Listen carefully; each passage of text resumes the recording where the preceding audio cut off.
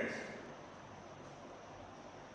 in part 1 of fundamental unit of life, we have learned why a cell is called fundamental unit of life and who discovered the cells, what is the cell theory and what are the proponents of cell theory, like certain basic things we have learned. Let us learn some interesting aspects of cell in part 2. Unicellular organisms. What are unicellular organisms? If an organism is having only one cell as its whole body, then it is called unicellular organism. In a definition manner, it can be defined like this: the organism in which single cell is the whole body is called unicellular organism. Example: amoeba, bacteria, paramecium, like many organisms are there. Then what is multicellular organism? Unlike unicellular organism, if the body of the organism is made up of many cells together, then it is called multicellular organism. The organism in which many cells together make up the whole body. Many cells together make up the whole body. Apart from unicellular organisms, remaining almost all organisms are multicellular only. Examples: sponges, worms, fishes, frogs, snakes, birds, humans, dogs, buffaloes, many organisms are there. Okay, which we all are able to watch. In multicellular organism, the cells are considered as building blocks, like how a big building is constructed of many bricks. In the same way, the large size, complex structural organization having multicellular organism is constructed by various cells. So, cells are called building blocks in the multicellular organisms. Cell is called fundamental unit of life, which you have learned, because there is no other organism, in which lesser structural constitution of a cell is present. So cell is called fundamental unit of life. But cell is also called functional unit of life. Why it is called functional unit of life? If you look at a bigger sized organism, say a dog, a human being, a buffalo, a horse, like some organisms, if you look at them, there are various functions that are carried out in that organism. Like they take food, the food is digested, food is absorbed, then food is transported to different parts of the body, then undigested food will be digested, and metabolic wastes are excreted out. Like all these activities are going on, which we call life processes: nutrition, respiration, transportation, excretion. Like many activities are going on in a complex living organism. But if you look at a single cell, inside the single cell also, most of these functions at their basic level are carried out. Like how different functions are carried out in a whole organism of a complex structural organization. In the same way, in a single cell also, there are several basic functions are carried out. So, cell is called functional unit of life. There are many unicellular organisms like amoeba, bacteria, Chlamydomonas, like many, Paramecium, Euglena, many organisms are there. All these organisms, all these unicellular organisms, they cannot be seen by our naked eye. Naked eye means unaided, without using any external instrument like microscope or some other thing. Without using any microscope or magnifying lenses, we cannot watch these unicellular organisms. Since their size is of only few microns, okay, one of the smallest units in terms of measuring lengths or sizes. Since these unicellular organisms are having only few micron sized body, they cannot be watched by us with our naked eye. So they are called microorganisms. What are microorganisms? The organisms which cannot be seen by our naked eye are called microorganisms. Then how do we come to know their existence? When we are not watching something, we say there is nothing in it. And how do we come to know they are present? Invention of magnifying lenses. Invention of magnifying lenses could make Robert Hooke to develop the self-designed basic microscope with which he could discover the first cell, even though it is a dead cell. Later, invention of little more improvised microscope by Anton von Leeuwenhoek could make him to discover the living cell from pond water, like that. Later, compound microscope was invented by Zacharias and Janssen. All these inventions which could make us to watch these microorganisms so clearly are possible just because of invention of magnifying lenses. Invention of magnifying lenses. Coming to the other points. If you look at an unicellular organism, all functions in a unicellular organism are carried out by the single cell itself. In the unicellular organism, all functions of that unicellular organism are carried out by the single cell itself. Whereas, if you look at multicellular organisms are of various levels. Various levels means there are multicellular organisms in which only some cells are present, not even the groups of cells. There are multicellular organisms in which the cells are arranged into several groups. A group of cells is called tissues. So, multicellular organisms which are having only several cells.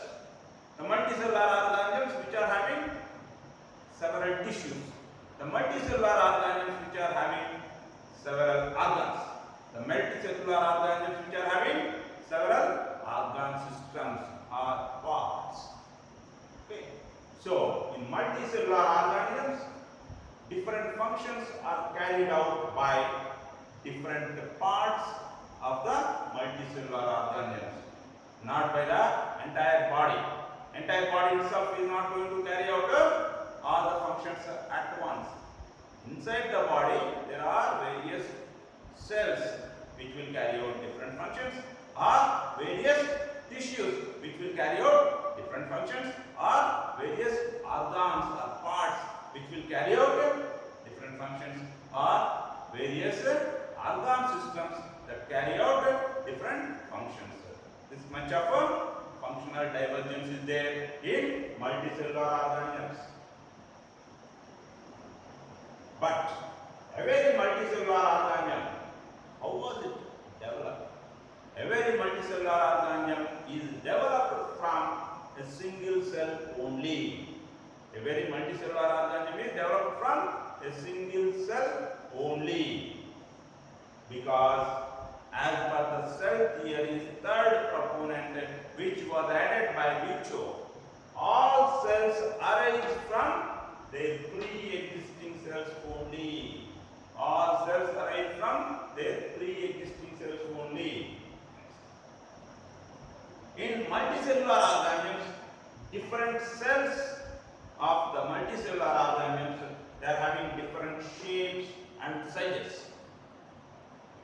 Different shapes and sizes means they are having different forms. Form refers to size and shape of anything. Okay, a chair is going to have some form. A knife is going to have some form. A stick is going to have some form. In the same way, different cells in the multicellular organisms are going to have different forms. Why different forms? As we already have discussed, different cells in multicellular organisms will perform different functions. In order to perform different functions, if all of the cells of the multicellular organisms are having the same form, can they perform? No, because form always correlates with function. With a knife, you cannot hit. With a hammer, you cannot cut, because the hammer and the knife are having different forms. Accordingly, they perform different functions. With a knife you can cut, with a hammer you can hit. In the same way, different cells will have different forms in order to perform different functions. Example, blood cells, red blood cells, they are in discoid shape, disc-like shape. Okay, so they can easily move through the blood vessels. They can easily move through the blood vessels so that they can transport the respiratory gases. Nerve cell, which is longest cell, but even though it is longest cell, you cannot watch it. It is about 1 meter in length, but you cannot watch it. Why it is the longest? Because the stimuli and responses have to be carried in between the nervous system and the sensory and receptor organs. Bone cells, which are crystalline in shape, so that they can provide structural strength. Fat cell, a globule sized cell, so that it can store the fat.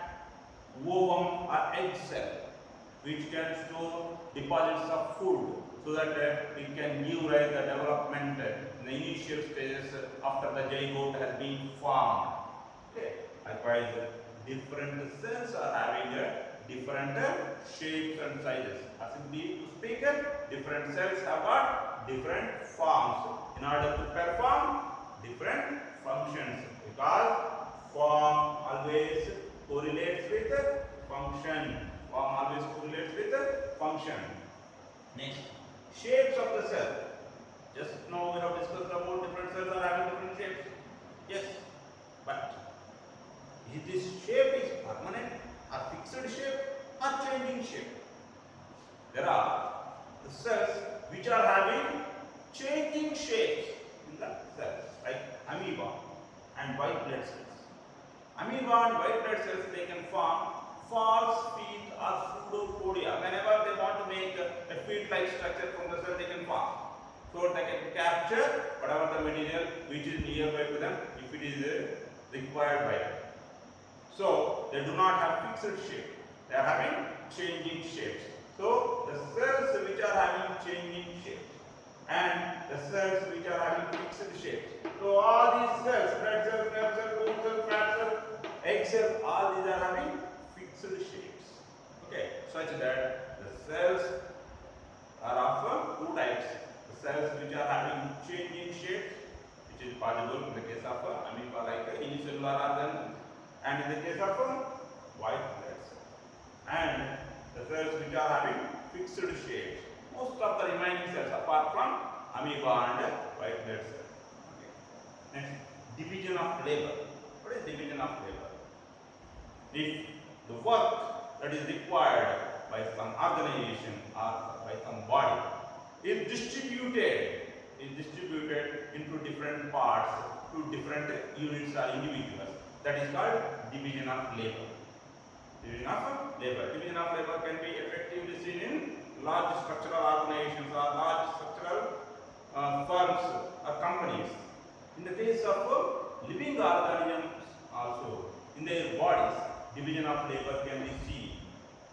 In multicellular organisms, different functions are carried out by different parts, like different tissues or organ systems, as we previously discussed. Okay. In multicellular organisms, different functions are carried out by different parts, like different tissues, organs, or organ systems. Okay. In that way, the division of labor is achieved. Coming to the unicellular organisms, how division of labor is achieved in unicellular organisms? In unicellular organisms, the division of labor is achieved by different organelles.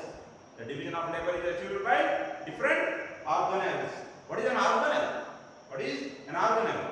Is it the same like organ? No. Organ is the multicellular structural unit, structural part in a multicellular organism. Whereas organelle is the specific functional region that is covered by a membrane in a cell. Organelle is the specific functional region covered by a membrane in a cell, such that most of the cells do have several organelles in them. But do they differ from one cell type to another cell type? Unicellular organisms and multicellular organisms, by being present in one location and another location? No. Most of the living cells have same organelles irrespective of their location and irrespective of their presence, whether they are in unicellular organisms or in multicellular organisms. So, most of the cells have same organelles. Okay. So, let us recap what we have learned. Unicellular organisms, the organism in which single cell itself is the whole body. Multicellular organism, the organism in which many cells together make up the whole body. Cell is called functional unit of life because, like how in a multicellular organism different functions are carried out, in the same manner in a single cell also certain basic functions are carried out. So, cell is called functional unit of life. There are many unicellular organisms, but they cannot be seen by our naked eyes, since they are of only several microns in their size. So, they are called microorganisms. But how could we come to know their existence? By invention of magnifying lenses. And using these magnifying lenses, we could invent further several types of microscopes. Okay. Next, all functions are carried out by the single cell itself in the unicellular organisms. Whereas in multicellular organisms, different functions are carried out by different tissues or different parts or organs or different organ systems. But this complex structural organization having multicellular organism, it is developed from a single cell only, because all cells arise from the pre-existing cell only. There are different cells in the multicellular organism, like blood cell, nerve cell, bone cell, fat cell, egg cell. Okay. All these cells, they are not in the same form. They are in different forms. Why? In order to perform different functions. The form correlates with function. The structural features correlate with the function. Next, shapes of the cells. There are some cells in the nature which are having changing shapes, like amoeba, white blood cells. There are remaining most of the cells which are having fixed shapes. Division of labor.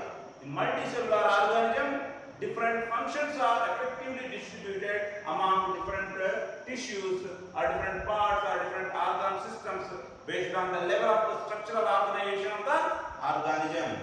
Whereas in unicellular organisms, different functions are distributed among different organelles or different functional regions of the cell. What is an organelle? Organelle is the specific functional region of a cell which is covered by a membrane. Most of the living cells have the same organelles irrespective of their location. This is the second part of the fundamental unit of life. Next, in third part, we will learn about the structural organization of the cell. The basic structural organization of the cell we will learn. Okay. Stay home. Stay